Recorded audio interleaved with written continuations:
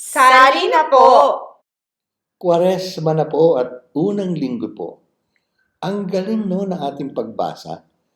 Sa unang pagbasa at sa pangalawa sa Ebanghelyo, kausap ng demonyo si Adan at Eva, ganon din si Jesus.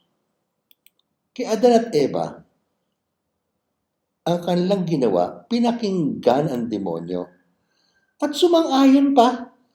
Samantalang si Jesus, wala.